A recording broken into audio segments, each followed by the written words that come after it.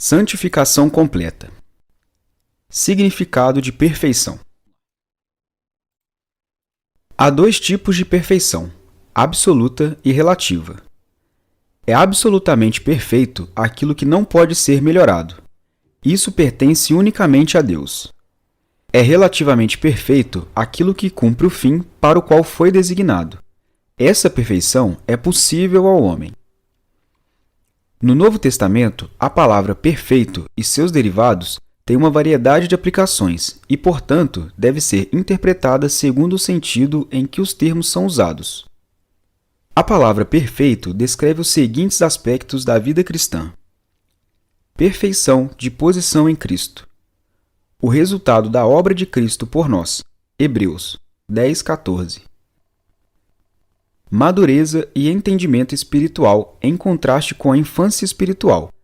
1 Coríntios 2:6, 2 Coríntios 13:11.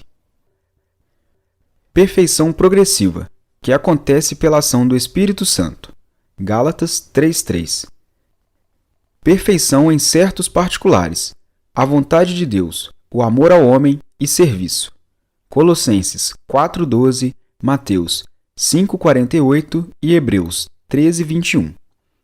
A perfeição final do indivíduo no céu, quando seremos livres de qualquer acusação.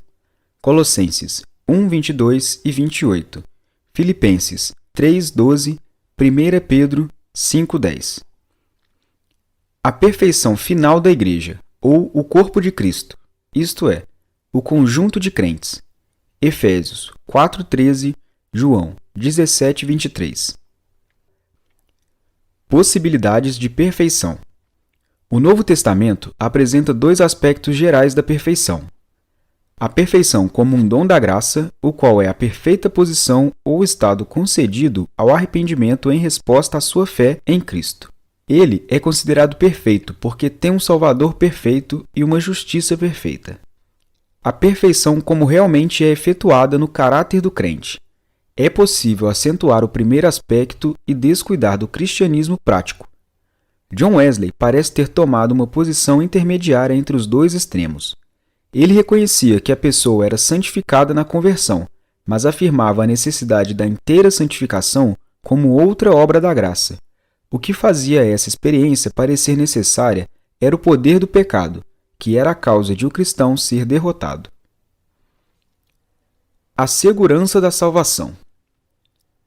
A experiência prova a possibilidade de uma queda temporária da graça, conhecida por desviar-se. O termo não se encontra no Novo Testamento.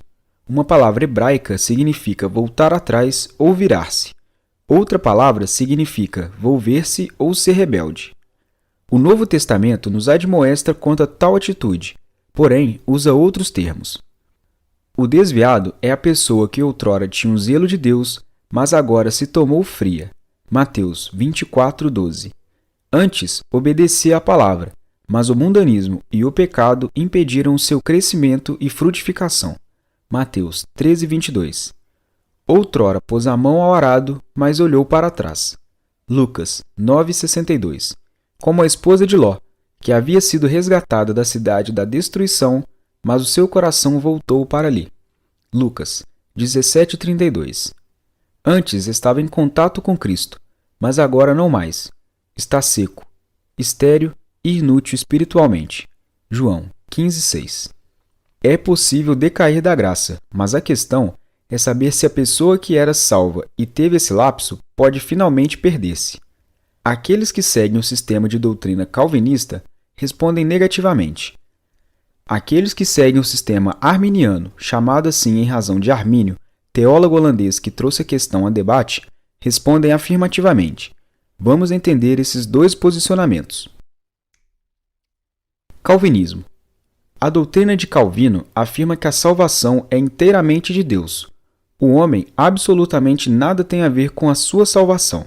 Se ele, o homem, se arrepender, crer e for a Cristo, é inteiramente por causa do poder atrativo do Espírito de Deus. Isso se deve ao fato de que a vontade do homem se corrompeu tanto desde a queda, que sem a ajuda de Deus não pode nem se arrepender, nem crer, nem escolher corretamente. Esse foi o ponto de partida de Calvino. a completa servidão da vontade do homem ao mal. Por isso, a salvação é a execução de um decreto divino que fixa sua extensão e condições. Para os calvinistas, Deus predestinou alguns para serem salvos e outros para serem perdidos. A predestinação é o eterno decreto de Deus, pelo qual ele decidiu o que será de cada um e de todos os indivíduos. Pois nem todos são criados na mesma condição, mas a vida eterna está preordenada para alguns e a condenação eterna para outros. Mas nessa visão, ao agir dessa maneira, Deus não é injusto, pois ele não é obrigado a salvar ninguém. A responsabilidade do homem permanece, pois a queda de Adão foi a sua própria falta. E o homem sempre é responsável por seus pecados. Arminianismo. O ensino arminiano aponta que a vontade de Deus é que todos os homens sejam salvos, porque Cristo morreu por todos. 1 Timóteo 2:4-6, Hebreus 2:9, 2 Coríntios 5:14 e Tito 2:11-12. Com essa finalidade, ele oferece sua graça a todos. Essa visão afirma que, embora a salvação seja obra de Deus, absolutamente livre e independente de nossas boas obras ou méritos, o homem tem certas condições a cumprir. Ele pode escolher aceitar a graça de Deus ou pode resistir-lhe e rejeitá-la. Seu direito de livre-arbítrio sempre permanece. Uma comparação. A salvação é condicional ou incondicional? Uma vez salva, a pessoa é salva eternamente? De quem depende a salvação? A graça é irresistível? De quem depende, em última análise, a salvação? De Deus ou do homem? Certamente deve depender de Deus, porque quem poderia ser salvo se a salvação dependesse da força da própria pessoa? Podemos estar seguros disso. Deus nos conduzirá à vitória, uma vez que, sinceramente, desejamos fazer a sua vontade. Sua graça está sempre presente para nos admoestar, reprimir, animar e sustentar. Pode-se resistir à graça de Deus?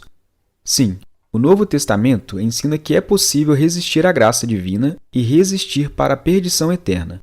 João 6,40, 2 Pedro 2,21, Hebreus 2,3 e 2 Pedro 1,10. A maior ênfase de nossa doutrina deve ser dada aos meios de segurança, o poder de Cristo como Salvador, a fidelidade do Espírito Santo que habita em nós, a certeza das divinas promessas e a eficácia infalível da oração. Mas em todas essas coisas somos mais do que vencedores, por aquele que nos amou, porque estou certo de que nem a morte, nem a vida, nem os anjos, nem os principados, nem as potestades, nem o presente, nem o porvir, nem a altura, nem a profundidade, nem alguma outra criatura poderá nos separar do amor de Deus, que está em Cristo Jesus, nosso Senhor.